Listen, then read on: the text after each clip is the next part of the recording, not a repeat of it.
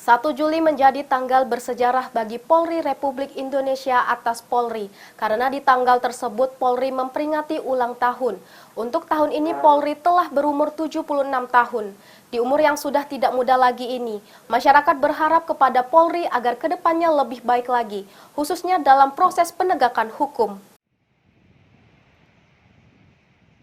Peringatan HUT Polri ke-76 tahun ini dilakukan secara sederhana di Polda Sumsel.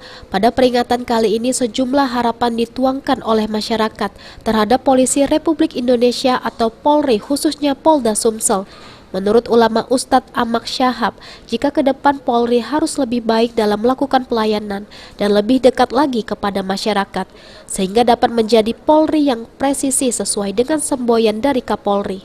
Ustadz Ahmad Syahab juga berpesan kepada seluruh anggota Polri, khususnya di Polda Sumsel, akan benar-benar dalam melakukan proses penegakan hukum kepada masyarakat. Kepolisian harus lebih dekat lagi dengan rakyat, karena rakyat sudah mulai banyak cinta kepada kepolisian, dan harus ke depan mulai dari polseknya, mulai dari binmas, babinnya dan lain-lainnya harus dekat dengan masyarakat, agar masyarakat insya Allah ke depan bertambah cinta kepada mereka. Sementara itu, pengacara Muhammad Noval Sua mengungkapkan sejauh ini Polri telah cukup baik dan memberikan pelayanan cukup baik kepada masyarakat. Ke depan, Polri diharapkan bisa lebih baik lagi.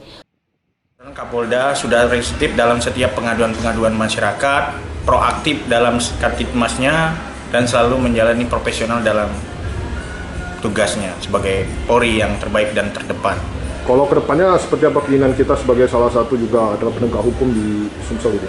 Kedepannya kami ingin Polri itu lebih maju lagi dan proaktif dalam setiap langkah dalam ada kriminal-kriminal yang Islam menonjol. Polri pun berusaha mengajak kepada seluruh masyarakat untuk selalu memberikan informasi dalam menjalankan tugasnya. Firman Hidayat, PAL TV.